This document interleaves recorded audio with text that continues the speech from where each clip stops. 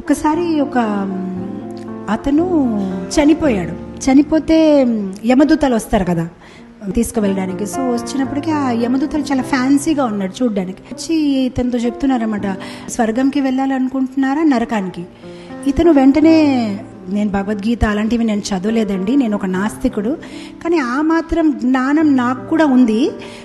స్వర్గం చేయడానికి వెళ్ళాలంటే పుణ్యం చెయ్యాలి, నరకం వెళ్ళాలంటే పాపం చెయ్యాలి, ఇలా చాయిస్ ఏమి ఉండదు. సో మీరేదో డూప్లికేట్గా ఉన్నారు వెళ్ళిపోండి అంటే, లేదండి ఇప్పుడు అన్నీ మారిపోయాయండి, ఎప్పటి నుంచి అయితే గవర్నమెంట్ వచ్చింది పైన కూడా చాలా మార్పులు వచ్చాయి. సో ఇప్పుడు ఏంటంటే అక్కడ డెమోక్రసీ అండి, మీరు చాయిస్ చేసుకోవచ్చు, మీరు స్వర్గం వెళ్ళాలనుకున్నారా మీరు నరకం వెళ్ళాలనుకున్నారా. అవునా, ఇది చాలా గ్రేట్గా ఉందండి. అయితే నేను ఇప్పుడు ఎలా తీసుకోవాలండి డిసిషన్ అంటే, ఏం లేదండి, ఇప్పుడు మీరు నరకానికి వెళ్ళాలనుకున్నారు అనుకోండి, యూట్యూబ్ లింక్ ఇస్తాను, దాన్ని చెక్ చేయండి, అక్కడ ఉన్న ఫెసిలిటీస్ అని.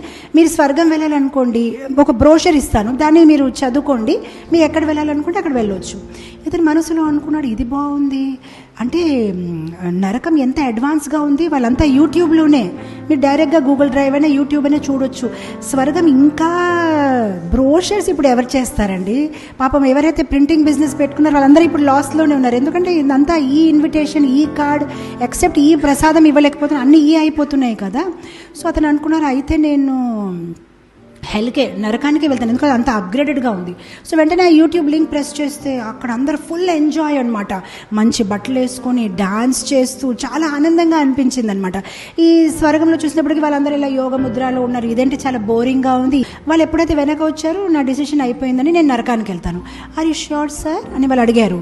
మీరు నరకాన్ని వెళ్ళాలనుకుంటున్నారు, స్వర్గం వద్దంటే, ఎస్ ఐఎమ్ వెరీ ష్యూర్, నేను నరకానికి వెళ్తాను, ప్లీజ్ టేక్ మీ దేర్ అని, నన్ను అక్కడ తీసుకువెళ్ళండి అంటే, అయితే వెరీ సింపుల్ సార్, మా సాయం ఏం అక్కర్లేదు, మీరు స్వర్గానికి వెళ్ళాలనుకుంటే ఇక్కడ మెట్లు ఉన్నాయి, ఎక్కి వెళ్ళిపోండి, నరకాలకు వెళ్ళాలనుకుంటే లిఫ్ట్ ఉందండి, కిందకి వెళ్ళిపోండి. అతను ఇంకా హ్యాపీ ఫీల్ అయ్యి, అయ్యో స్వర్గం చూస్తే మెట్టలెక్కాలన్నమాట. ఎవరెక్కుతారు మెట్టలు? ఇప్పుడు ఎయిర్పోర్ట్లో నడిచే అవసరం కూడా లేదు మనకి, అలా ఎక్స్కలేటర్స్ ఉంటాయన్నమాట హ్యాపీగాని. నరకాలంటే సింపుల్గా లిఫ్ట్లో వెళ్ళిపోవచ్చు నరకంకి, ఇది చాలా బాగుంది అంటే, వెరీ గుడ్ అయితే నేను వెళ్ళిపోతానండి అని వెంటనే లిఫ్ట్ నొక్కాడు అనమాట, కిందకి వెళ్ళిపోయాడు. ఎప్పుడైతే కిందకి వెళ్ళిపోయాడు, ఆ లిఫ్ట్ తాలూకా డోర్ ఓపెన్ అయిపోయి వెంటనే ఆ డిచ్లో పడిపోయాడు. ఆ డిచ్లో స్టూలు, పస్సు, చాలా చెడు వాసనము. అప్పుడు వెంటనే అరిచాడు, excuse me madam, excuse me, got me to the wrong place.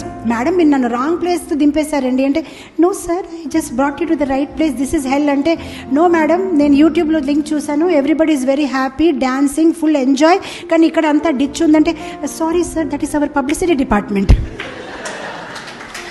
అది మా పబ్లిసిటీ డిపార్ట్మెంట్, అది కొంచెం అలానే ఉంటుంది అడ్వర్టైజ్మెంట్, కానీ నిజంగా అలా ఉండదండి.